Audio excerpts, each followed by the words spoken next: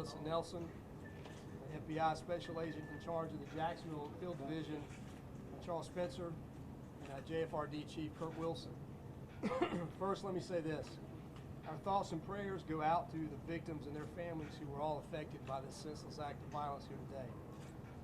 I ask that you please pray for these families as they deal with this tragedy in the coming days and weeks. I'd like to thank the media for joining us as we come together to provide the community with an update on information and dismiss any rumors regarding the events that took place earlier here today. So here's what we know. So this afternoon there was a Madden 19 tournament event at Chicago Pizza at the Jacksonville Landing.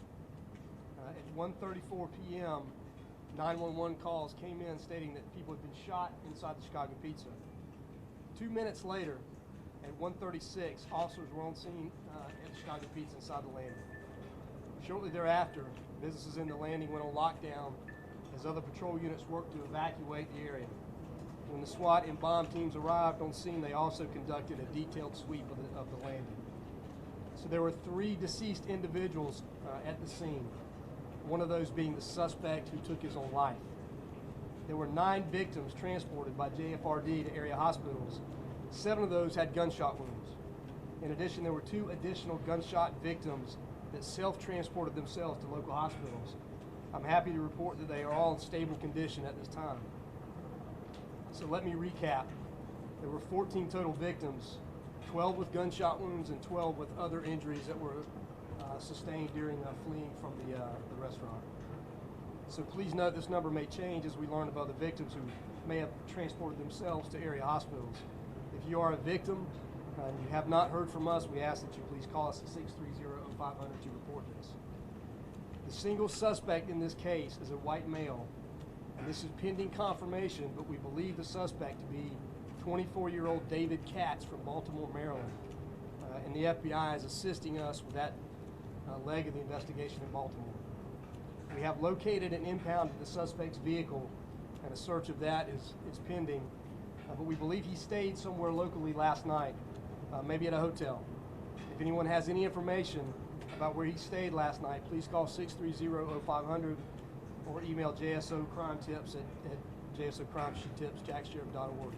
And we will be releasing more detailed information about the suspect in the next couple of hours.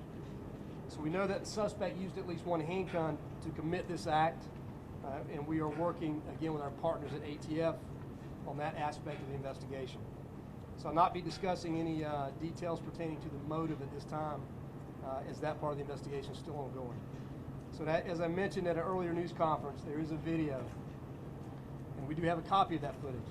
But we're asking if anyone has any additional video footage to please email that, call us, 630-0500 to get that, obviously, additional information to us. So our Family Assistance Unit is up and running, so if you have a loved one that you believe to be at that event and you have not heard from them, please call us again at 630-0500 so we can have that information. If anyone has any information reference to this shooting, any information at all, we're asking you that again, you please call us at 630-0500, email us at JSOCrimetips@jacksheriff.org, or of course use our partners at First Coast Crime Stoppers, 1-866-845-TIPS.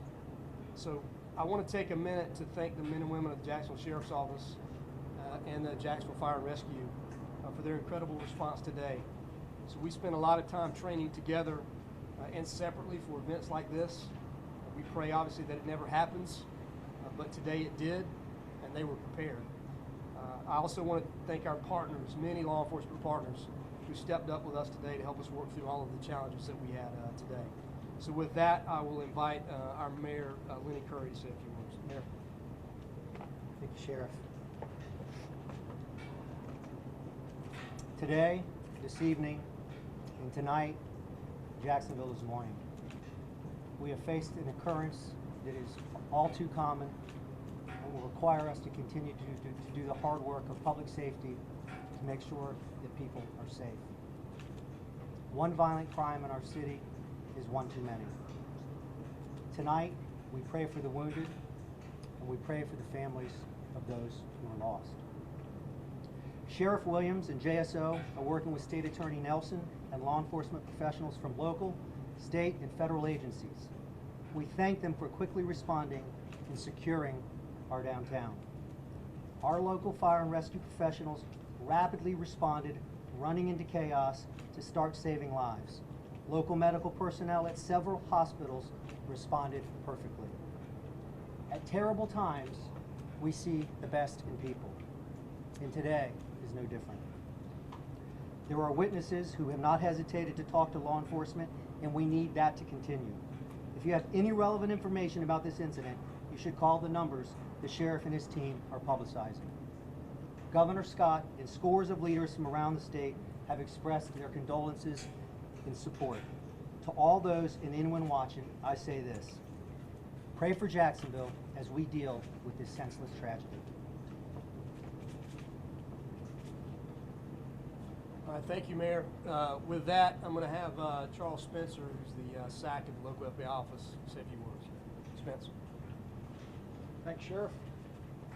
Again, I express my profound sympathy for the victims of this tragedy and for the Jacksonville community as a whole.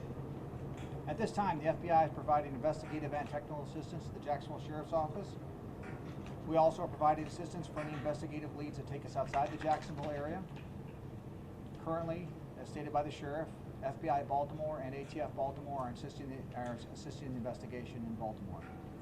The effective response to this incident highlights the strong partnerships that the FBI, Jacksonville Sheriff's Office, and all the partners in the community have when responding to this incident. They responded quickly and efficiently. It also highlights the effectiveness of the training that we do together and the exercises that we continually do to prepare for tragedies such as this. The Jacksonville Sheriff's Office response to this incident within 2 minutes of the first call for service is exemplary, and the Sheriff should be very proud of his deputies. I just want to reiterate one final time that if you have any videos, you have any information to this about this incident, you need to share it with the Sheriff's Office as soon as you can. Thank you very much. Sheriff? Thanks, Chris. So, tough day for us, as you can imagine, but again, we could not have been able to get to this point investigatively where we are with our partners. So, I won't name everybody because I'll forget somebody, but just a tremendous response. Local, state, and federal agencies coming together, responding to help us here in Jacksonville, and we appreciate it. Moving forward tonight, we're going to be releasing some additional information about potential street closures that obviously are being impacted by the investigation, business closures at the landing. When we finish mapping that out, we'll release a map of what's closed. It'll be a small footprint around the landing. It will not be all of downtown. If you work near the landing, you may want to pay attention to that. If you work other parts of downtown, you'll be fine. It won't be impacted. But again, we'll get more detailed information about that out later tonight. So with that, we'll be able to answer a few questions. Sheriff, was he a gamer in the competition? He was here for the competition. Did he know the victims? I do not know the answer to that question. Sheriff, Can you share with us any details of the motive? Not at this point. We can't. Sheriff, what can you tell us about the victims who lost their lives?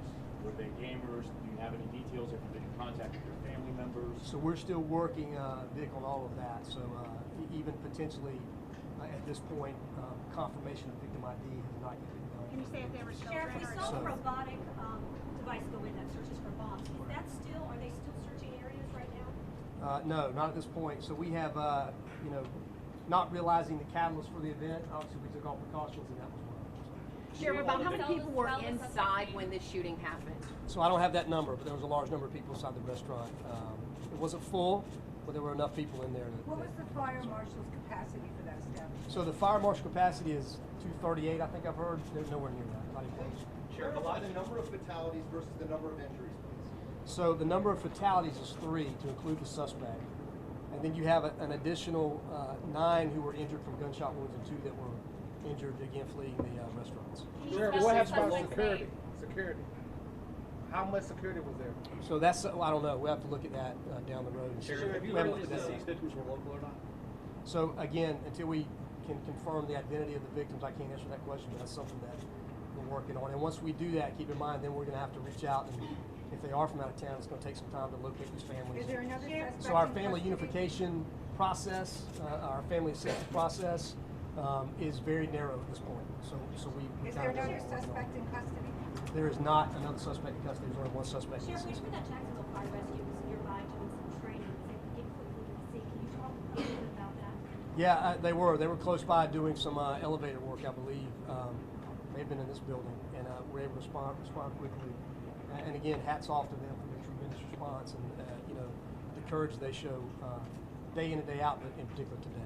Do you have other video other than what we've been seeing and circulating in the media where you kind of see the game being played and in the corner, two people playing the game? Is there other video that you have access to? So we won't talk about the other parts or pieces of evidence we have at this point in the investigation. Sheriff, are witnesses still being questioned over at the Performing Arts Center? So we may be wrapping that up. We're very close to closing down witness and interviews and that type of thing. So Sure. there may be a few left. Sheriff, will security measures increase after this? So that's a question that we will obviously delve into in the coming days and weeks. And but that's something that we'll be looking Were there cameras inside this restaurant where the shooting unfolded? at. There were cameras inside. Sheriff, was this Shot a himself. disgruntled gamer upset that he lost? That's what a lot of people are telling us here. So again, we won't confirm any of the motive at this point. It's still under investigation. So before we talk about that, we want to be sure. Can you confirm that the FBI and ATF in Baltimore are searching his home right now? So we are having, there is some cooperation going on in Baltimore with ATF and FBI. He shot himself, Sheriff, inside that facility, inside that venue. He did. One more question. Sheriff, was the gun legal? Was he in legal possession of the firearm? So that's all part of the ongoing investigation that we're working in conjunction with our partners. Just one firearm, as far as you know at this point? One firearm was used in the event. What's So- the spelling of Thank his you. name, the suspect's name? There are no news conferences planned for this evening. Any information that develops will be put out via Twitter, and we'll keep everyone posted via Twitter if anything new is releasable or puts out. There's Can no we get spelling on the shooter's name? KATZ. Thank you. His name's David.